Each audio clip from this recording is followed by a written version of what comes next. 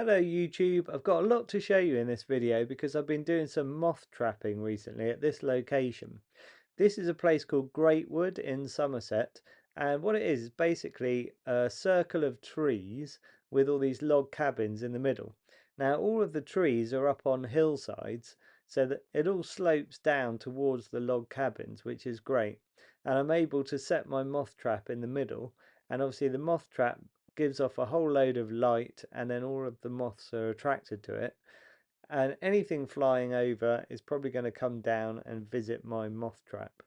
All of these cabins are really cool, by the way. We go with a load of friends, and kind of each family has a log cabin to themselves.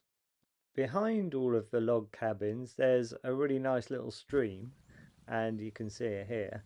This is just really picturesque and beautiful, and there's just really nice plants, really nice wildlife, lots of insects about anyway. I did quite a few walks as well, and I'll show you some of the things that I found on the walks in a bit. Here are some orchids just to kind of start you off. So there was one, and then I zoomed out, zoomed in on this one, and looked around a bit more, and then was able to spot as well a couple more over here, zoomed in on those, and then a couple more just to the left of these as well. So yeah, really nice plants and things everywhere. I'm not particularly a plant expert. I found a little slow worm at one point, so I thought I would put him in a little tub just to be able to do a video and show you guys. It was only a young one, so not a full tiny baby, but a little bit grown on, possibly last year's young. It's nice that the stripe down the centre of the back is really visible still. Okay, for the moth trapping I'm using a Robinson Mercury Vapour Trap, and here you can see the setup. So you've got a black basic tub at the bottom, then you've got this clear sleeve, kind of cone shaped, and then you've got the cone that goes into that, and that's got the Mercury Vapour bulb in. The Mercury Vapour bulb is really, really bright. It's like a beacon. The whole trap costs about £350 or something. If you want to buy a replacement bulb, they're over £100. Right, this was a privet hawk moth. This is the third largest moth in the UK. The largest moth you can find, of course, is the death's head hawk moth, and then the second largest is the convolvulus hawk moth. Neither of those moths are native to the UK though, they're migrants and they come over from the continent. This privet hawk moth though is native, and if you want to see separate videos of me rearing caterpillars of those, check those out on my YouTube channel. Okay, these ones you're seeing now are poplar hawk moths. Really cool, unique shape. These are the first moths that I found, first hawk moths that I found when I was a kid. I found a pair of these mating when I was at school. I was really, really small at the time, and I managed to get them out from under a fence and show my teachers, and they let me put them in a tub and take them home. Right, that one that you saw on the top of the fence there, that was an eyed hawk moth, and so is this one. They look subtly different to the poplar hawk moth, and yeah, if you harass them a little bit, you can see that they've got eye spots on their hind wings, and they use those to deter predators. So if a predator comes along and harasses them a little bit, they reveal their eye spots, and it makes it look like a big kind of face or a much larger creature, and then they're more likely to be left alone.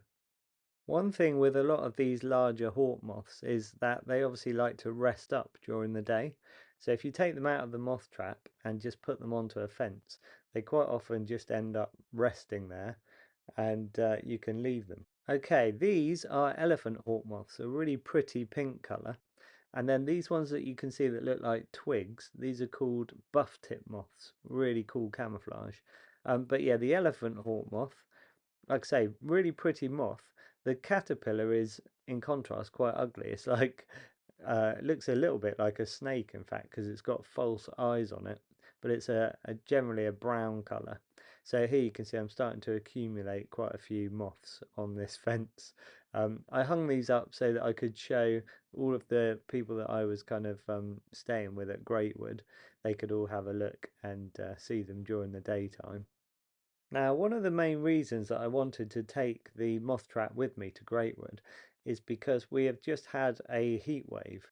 So a heat wave in the UK is basically when it's been like 29 degrees or higher for 3 days in a row. That is a heat wave. And I just thought with those kind of conditions, so many moths would have hatched out over those few days that it was worth having a little try. So I set my moth trap out on the first night, and then I was really worried that it was going to be quite stormy and windy and rainy on the second night, but actually it was another good night. So I ended up setting it out on 2 nights in a row. And yeah, these are the results from it. So I'm not doing the moths in any particular order, apart from I like to do the hawk-moths first, just because they're the sort of the biggest and most impressive. Although a lot of the smaller moths are really kind of beautifully marked, and you'll see that as we go along. Now, there's one particular moth that I've been trying to get a pair of because I really want to breed them and rear up the caterpillars. And that is this moth coming up, this one. This is called the lobster moth. You can see it's a pretty brown, dull moth, but it's quite soft and fluffy. But the caterpillar looks like this. It's just so weird looking with those long front legs. Right, this is the peppered moth with some quite interesting evolutionary biology. This is what it normally looks like, but there's also a form that has evolved to be really darkly coloured, and that form lives in areas that are really polluted. So where the trees are all covered in soot and that kind of thing, you get the dark form, and it's obviously got much better camouflage on those trees. If you ever do a moth trap for yourself, it's worth looking around the trap when you first come to it in the morning. You can see this little tiny moth was just on the wire that was going to the trap. And also on some of the bushes and things around the trap, you quite often find moths that have just rested up on leaves. Okay, this is a magpie moth. Like I say, I'm not going to name all these moths, but some of them are really quite distinctive and obvious. That dark one there is some kind of orange underwing. Um, there's quite a few of these green moths, different types. The first one was different to this one, for example. But again, really, really pretty. You wouldn't kind of expect to be able to find things like that in the UK. So while all this footage plays and you can see all of the moths that I found over those couple of days, I'll just tell you a little bit about moth trapping. So that trap that I showed you at the beginning, obviously the way you set that up is you have the black tub at the bottom, and inside that black tub I just put a lot of these egg cartons. Um, the egg cartons are great because they provide a lot of surface area, and what happens is the moths fly into the trap, into that sort of cone shaped bit at the top of the trap, because they're attracted to the mercury vapor light. So you can't just use like a normal light bulb, because although that might attract a few moths, it's not going to be as attractive to them as a mercury vapor bulb, which is, like I say, like a beacon. The first time that I got the moth trap, we lived in a place called Cobham, and we lived on this bit of a hill, and we were able to kind of set the moth trap up, and then we went for a little walk while it was warming up. And I didn't realize at the time that when you first do a moth trap, the bulb like warms up and it gets brighter and brighter and brighter. So we went for this walk, and when we got down to the bottom of the hill, we looked back up to where the moth trap had been set, and it was like a beacon on the top of the hill. It was like a lighthouse. So bright. um, but anyway, yeah, the mercury vapor bulb, you have to be careful of it because it is so bright you can't look directly at it, or you shouldn't, because it will damage your eyes. um, so you have to kind of hold your hand over your eyes in front of your face and just, look at the light around your hand basically. And yeah, almost immediately when you set it, you'll start seeing at dusk moths and things flying into it. Most of the moths seem to come more in the middle of the night though, especially the hawk moths and things. And it is really impressive if you happen to be sat by the moth trap when the hawk moths fly in. They just look so huge compared to a lot of these smaller moths. So once they've flown where the bulb is and they've gone into the actual trap, then they kind of are stuck, obviously. you've got that clear kind of sleeve thing that goes around, stopping them from escaping. And they fly about for a little while, and then they eventually kind of find themselves going under the egg cartons. Once they're under the egg cartons, it's all dark again for them. They're not seeing the light as much anymore, and they tend to just kind of cling to the egg cartons and just rest up. And that is great. That means then the next day when you come, you can just turn the egg carton over like this, and you can see what moths you've got. And that's the exciting moment, obviously, because for me, the hawk moths are the most exciting ones. So when I first lift up that egg carton, if there's a really massive hawk moth underneath, that's what gets me the most excited. So obviously this isn't harming the moths in any way. In the morning you can have a look, see what you've got, and then you can release them all. So what I tend to do with these smaller moths, I just take the egg cartons over to a bush and I just tap the egg cartons gently, and all of the moths are tapped off into the foliage, and then they can either rest up if they choose to, or they can just fly off straight away. Since I was a kid, I've always been most interested in caterpillars. I still am really much more interested in the larvae of moths than the moths themselves. So what I try and do is get a pair together, especially of the hawk moths, and then I get them to mate and lay eggs. And once they've laid the eggs don't take that long to hatch. Usually they hatch within about a week or so. And I just make sure that I've got some food plant available. um, and then what happens is once they've hatched, they eat their egg as their first meal on the first day.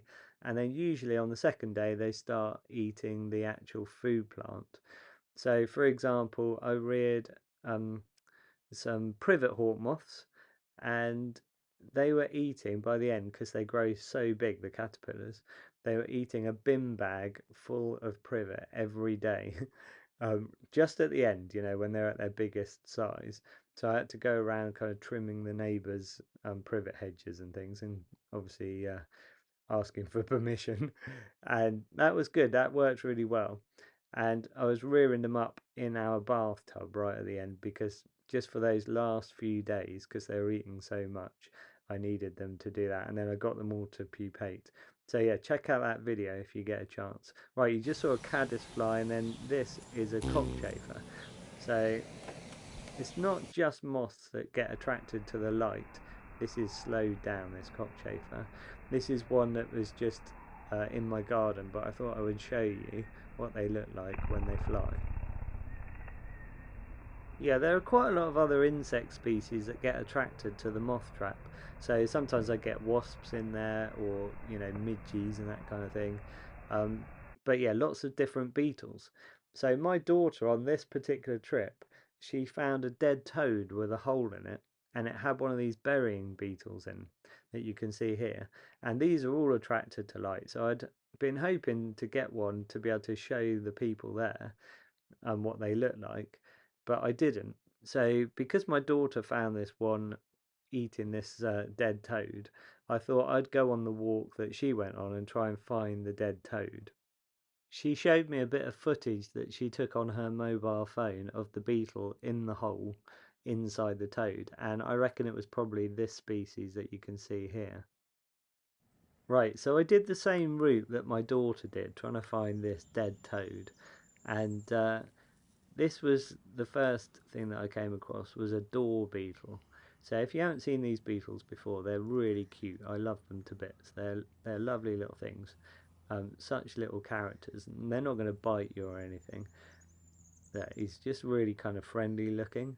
And one of the nice things with these is they're really brightly metallic colour underneath, like sort of blues and purples.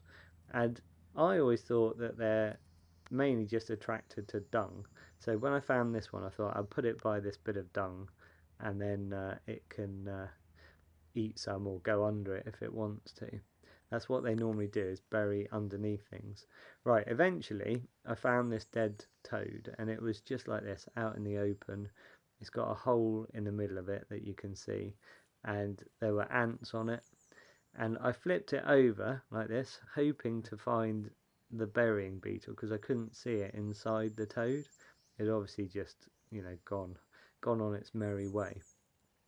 But yeah, it was interesting to find another door beetle underneath the toad, and I didn't kind of think too much about this because I have read that these door beetles can dig down underneath a dead animal and you know, wait for fly maggots and things that they might feed on.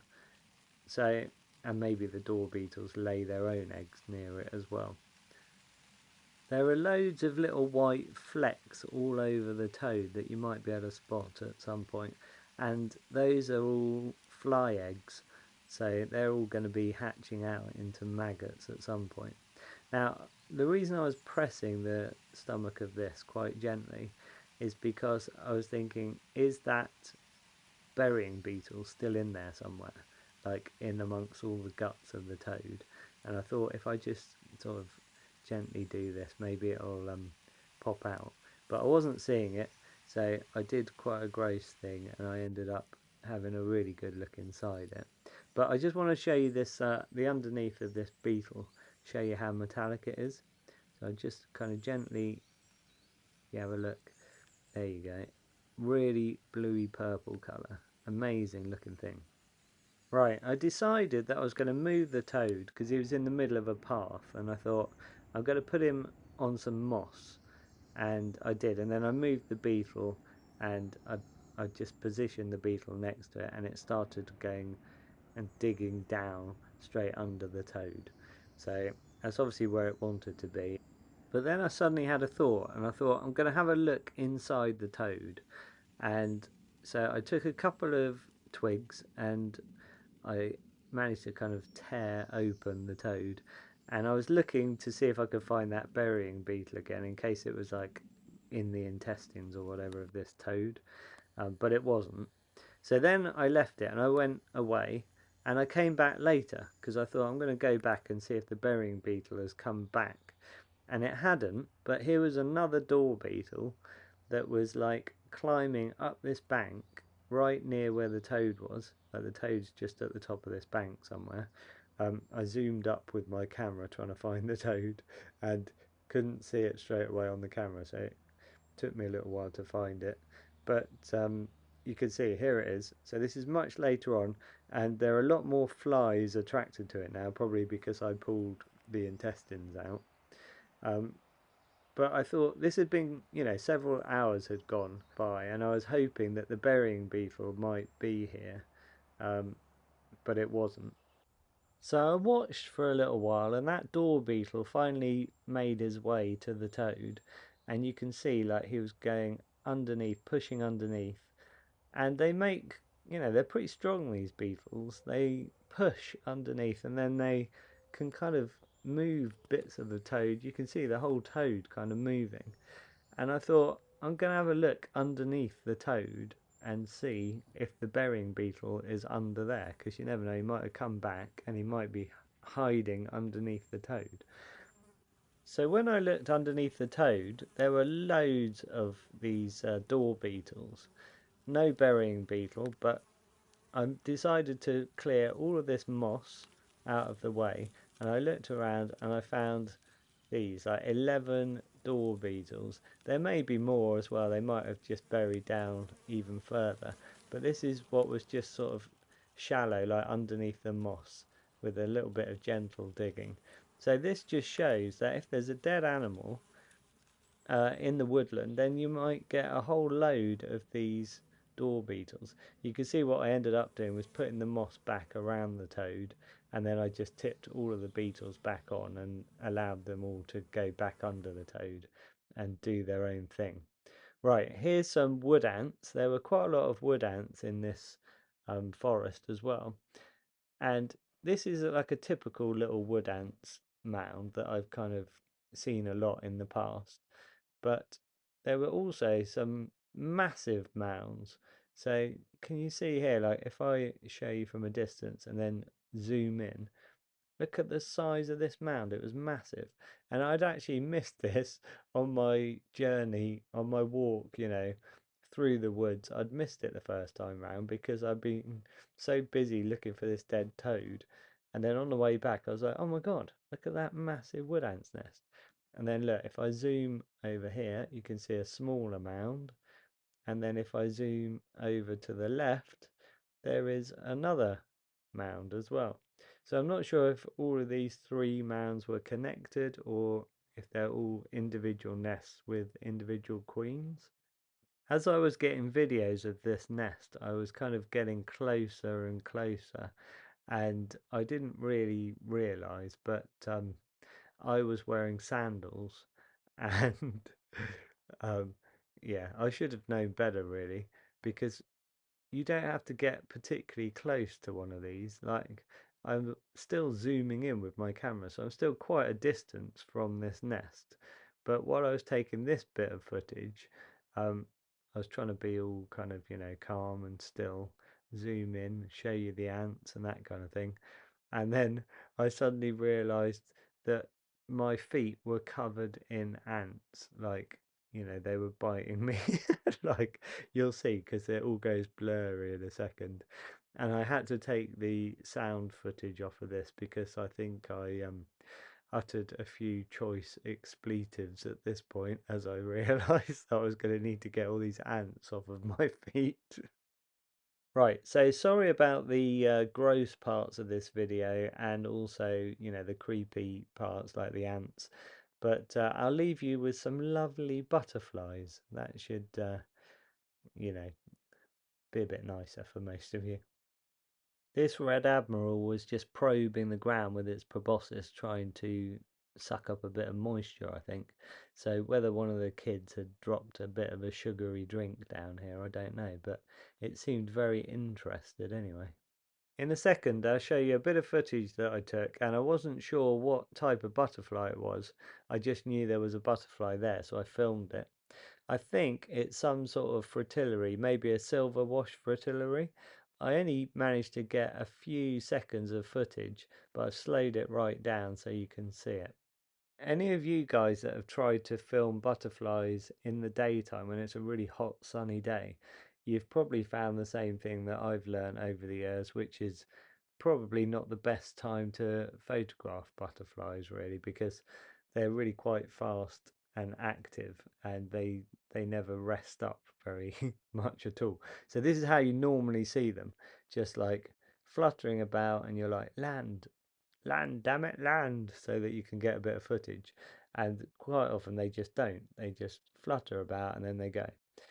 This was quite a lucky encounter because this is in the morning, first thing after I checked my moth trap, and this comma was just sitting there, and it was a really quite a cold, it was cold because the sun hadn't come up yet, and it wasn't going anywhere. So I thought I can creep up on this one quite easily, and obviously you can see it's quite blowy as well, so that would also be making it cold.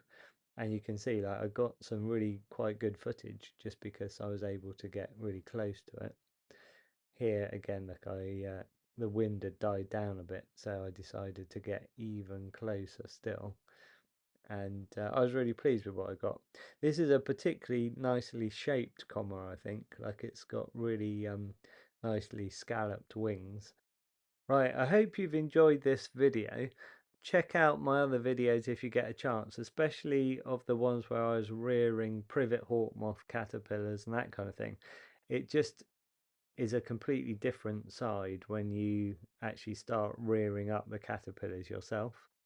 Hit subscribe to see anything that I post up in the future. Thanks for watching, and I'll catch you in the next video.